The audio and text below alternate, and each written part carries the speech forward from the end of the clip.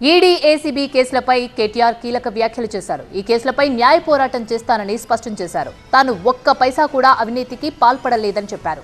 న్యాయ నిపుణుల సూచనల మేరకే విచారణకు హాజరు కావడంపై నిర్ణయం తీసుకుంటారని తెలిపారు. సీఎం రేస్లో కేటీఆర్ కవిత అని తప్పుడు ప్రచారం చేస్తున్నారని, తమ పార్టీ సీఎం అభ్యర్థి కేసీఆర్ అని స్పష్టం చేశారు కేటీఆర్. నేను ఎక్కడా ఒక్క పైసా అవినీతి చేయలేదు.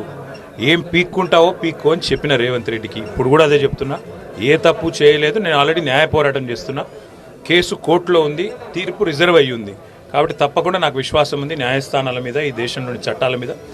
అన్నిటినీ గౌరవించి ఒక నీతివంతమైన ప్రభుత్వాన్ని నడిపిన ఒక మంత్రిగా, ఆనాడు మంత్రిగా, ఈరోజు మాజీ మంత్రిగా, శాసనసభ్యుడిగా, ప్రజాప్రతినిధిగా నేను చెప్పేది ఒకటే రేవంత్ రెడ్డికి. అవి విడిచిపెట్టి నేను టైంపాస్ కార్యక్రమాలు చేస్తా, ఏదో మీడియా మేనేజ్మెంట్తోని, హెడ్లైన్ మేనేజ్మెంట్తోని అవతల పడతా అనుకుంటే నీ అంత పిచ్చోడే ఓడలేడని చెప్తావు.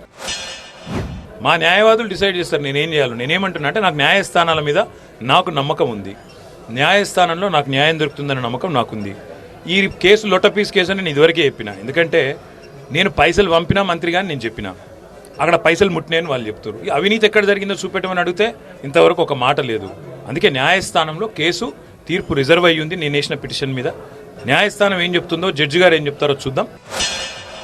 కొంతమంది బుద్ధి తక్కువ వాళ్ళు చేసే ప్రయత్నం అది. అట్లాంటి ఆలోచనలు కానీ, అట్లాంటి అనవసరపు ఇవి కానీ ఎక్కడా కూడా లేవు.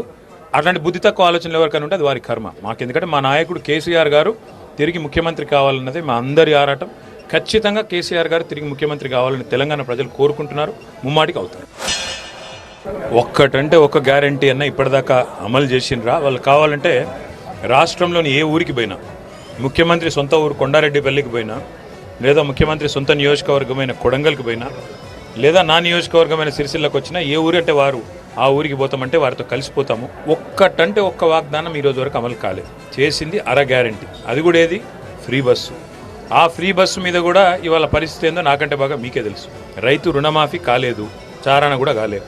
రైతు భరోసా అనేది ఇప్పటివరకు రూపాయి ఇవ్వలేదు.